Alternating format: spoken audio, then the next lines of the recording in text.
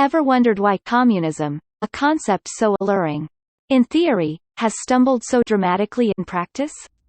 Greetings everyone. Today, we're exploring the intricate world of communism. From its ancient philosophical roots to its modern-day interpretations and implementations. We'll dissect why this ideology, despite its allure, has repeatedly stumbled in the real world. If you find this video interesting, please support us by hitting the like button. Now, let's get started. What comes to mind when you hear the word communism? Perhaps China, North Korea, the Soviet Union, or a closed political system. An oppressed society, dictatorship, or authoritarianism. Communism is an ideological movement and system that rejects private ownership of property and seeks to achieve a society without disparities in property by sharing all property, including the means of production and products.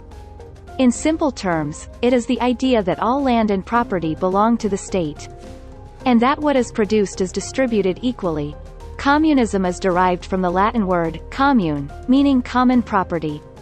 This is the idealistic teaching of a communist society, in which everyone divides what is produced according to their needs, but at the same time, it is seen as tantamount to an unattainable utopia. Perhaps you will agree that it is more like an economic philosophy than a political one. Many people believe that the opposite of communism is democracy. But in fact the two are not in the same category. As we can see from China and North Korea, countries with communist systems function uniquely, each shaping their governance for better or worse. And the opposite of democracy is absolute monarchy or autocracy, where power is monopolized, and the opposite of communism is capitalism, where capital property is left to the will and ability of individuals. Although the term communism appeared in the mid-1840s, the concept traces back to ancient Greek philosopher Plato, who in the 4th century BC, envisioned an ideal state in his book, The Republic. Much later, the Communist Manifesto, inspired by such ideas, symbolized the revolutionary spirit of the 19th century. Young men and women have children as needed, and children are separated from their parents as soon as they are born. Since society as a whole raises children, the ideal society is one big family, where children call any man old enough to be their father. Their father, and their mother and brothers and sisters must do the same. Modern communism was influenced by the Industrial Revolution that took place from the mid-18th to 19th centuries. Karl Marx and Friedrich Engels, prominent 19th century German philosophers and economists, observed the severe impacts of the Industrial Revolution on capitalism. Notably poor living conditions and unemployment among workers. They viewed these issues as inherent flaws within the capitalist system.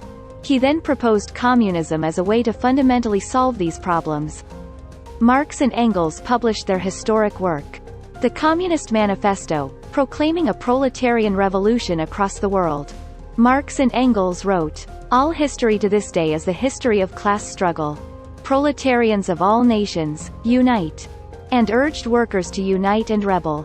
At this point, one might wonder if communism is really evil. But the world that communism seeks to realize is an ideal society that will never exist in reality.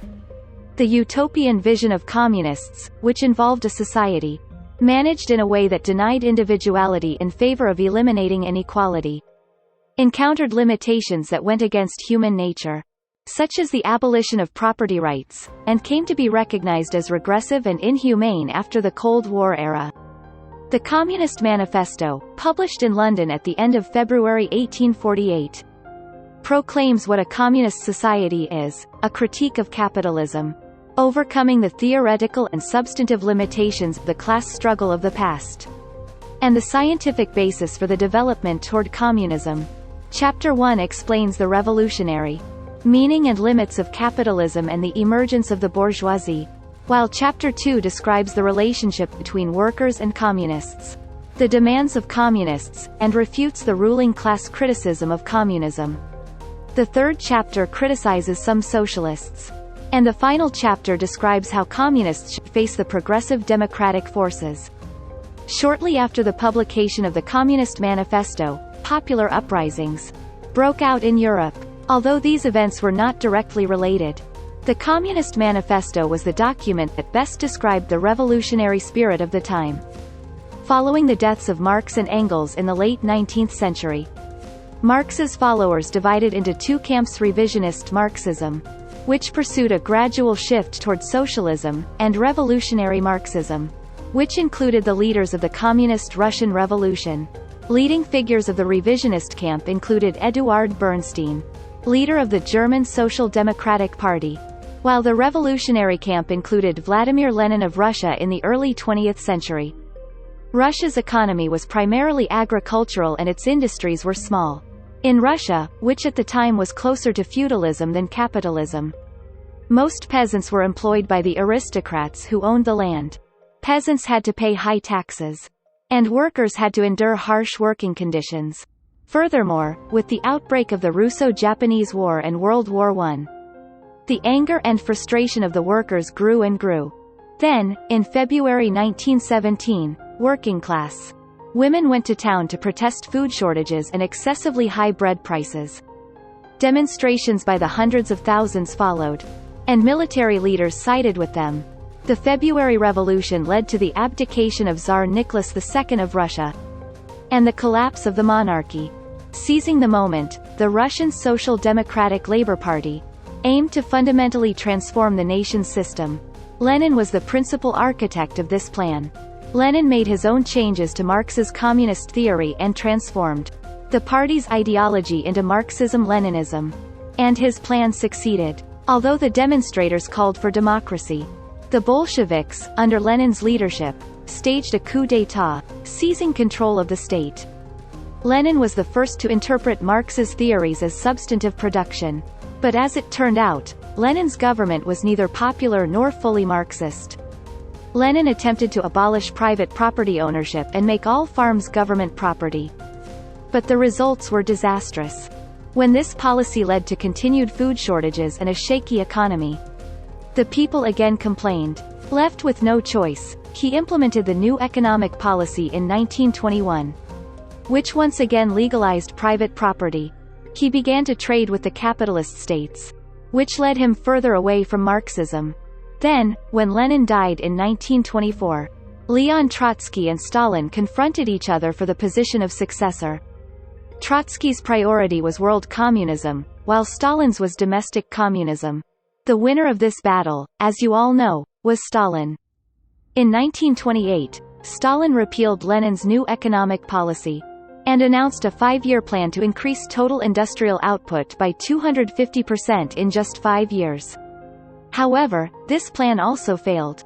Workers had to work like mad to meet the extraordinary production targets, and were imprisoned in forced labor camps if they neglected or missed work. The failure of the agricultural policy resulted in starvation and the death of about 6 million people. In addition, Stalin executed about 1 million people, including 30% of the communists and 80% of the army. Although he died in 1953, he remained a major influence on the Soviet Union. For about several decades after his death, millions died, and the Soviet Union came into conflict with the U.S. After 1949, the two superpowers, now in possession of nuclear weapons, entered the Cold War, but the battle ended with the collapse of the Soviet Union in 1991. The collapse of the Soviet Union was also a victory for capitalism. Since then, Russia has also adopted capitalism, but for some reason, the communist state still exists.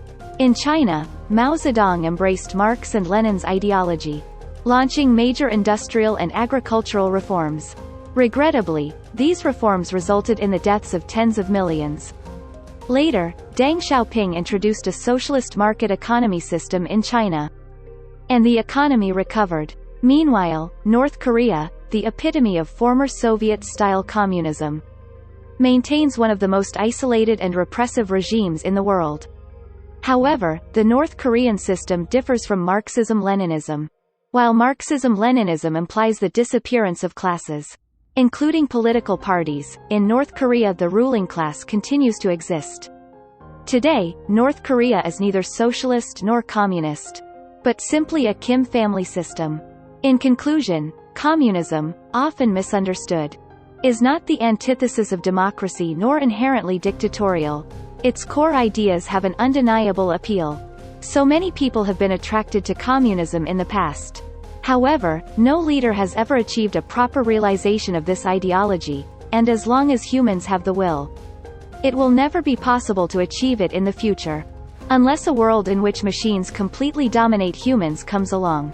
American humorist Will Rogers once humorously remarked, "Communism is like prohibition, it's a good idea but it won't work."